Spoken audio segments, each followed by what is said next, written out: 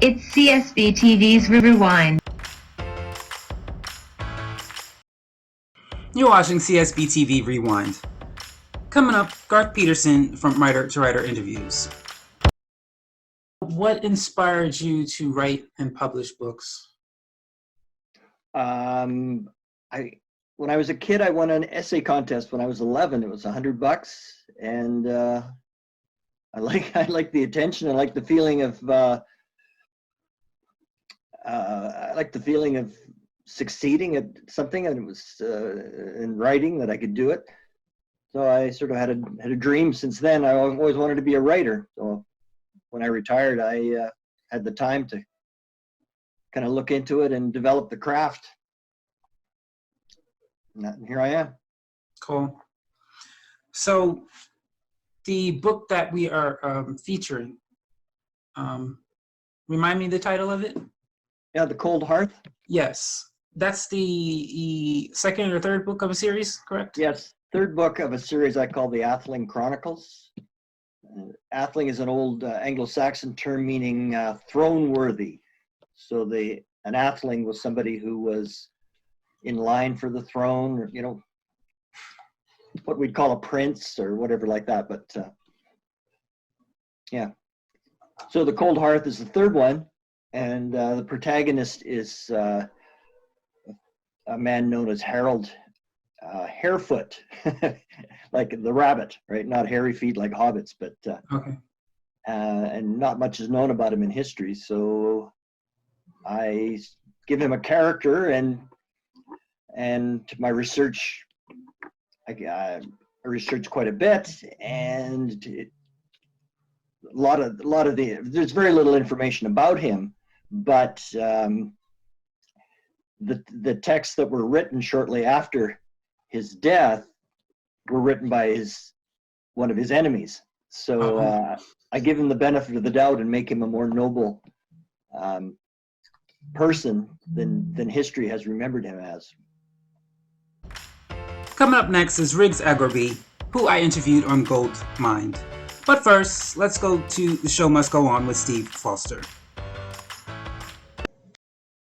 When did you first realize acting was something you were interested in?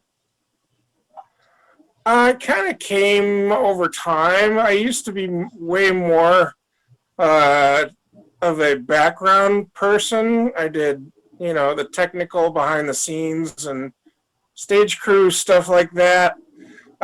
And part of that process was just getting over the fear of being on stage or in front of people, and all the things that go through your head. You're thinking, what if I screw up? What if they laugh? What if, when they're not supposed to? So yeah, it was just a process over time. And actually, I was encouraged by others. It wasn't really something that I necessarily sought out to do with my life. Okay, so when did you when you said you were behind the scenes, when did that start? Oh, as a kid, even in grade school, we had elementary school. Every year we'd do like a class play, or we'd even have variety show and different things like that, where people would do talent type stuff. And I was always involved somehow, but it was always kind of behind the scenes. And then probably around junior high school, I started to try to do some more where I was out front, but the whole standing up and speaking in front of people was a huge fear for me, something that I definitely had to overcome. Were you raised in an environment of entrepreneurship? My dad was a classic, Mad Men kind of guy. He was that generation that was, you came out of the war and you joined a company, in his case Procter & Gamble, and kind of did your thing, but he always wanted to be an entrepreneur. And my grandfather was, again, a lawyer who wanted to be an entrepreneur. So there's all this desire in the family to be entrepreneurs, but I'm the one who actually did it. What caused you to realize you wanted to take that pathway? Well, I started out, in the nonprofit space actually, and even ended up being a ship captain in the 70s. And I got to the early 80s, and I realized that I really felt like I had a mission to do something with technology, that technology could transform the world, which we know it has, not always for the better. And so I decided to jump in with both feet first. And so it was not so much that I wanted to be an entrepreneur, is that I wanted to go all out in technology.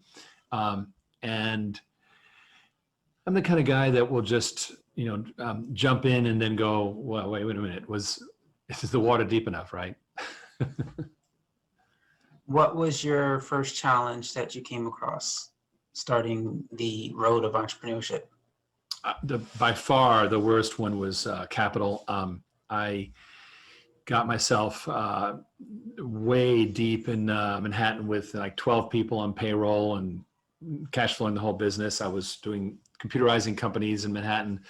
And at the time, everybody was being computerized. And really what ended up happening is that I lost faith in doing that because I didn't realize how much, let's say you get a company for the first time, you computerize them, well, you're going to keep them for maybe 20 years. And I didn't really fully realize that. And so I was looking at these incredibly tough implementations and going, this is ridiculous. So long story short is that I ended up giving that company to my best salesman, and he's a multimillionaire today. So, good for him. And that's really when I decided I needed to know more about how, just maybe learn before doing a little bit. And I spent the next few years learning a lot about marketing and business. And then I ended up in the .com, which was amazing. So big learning experience in the 80s, cash flow problems, discouragement, which really was unnecessary, just really wasn't looking far enough in the future. And I think that's a big lesson is what about your business model can have a long-term annuity, a long-term cash flow from customers, and get that business model. Don't just sell something and go away. That's really, really hard. And that is all for this episode of CSB TV's Rewind. To watch full episodes of these CSB TV shows, click the links in the description.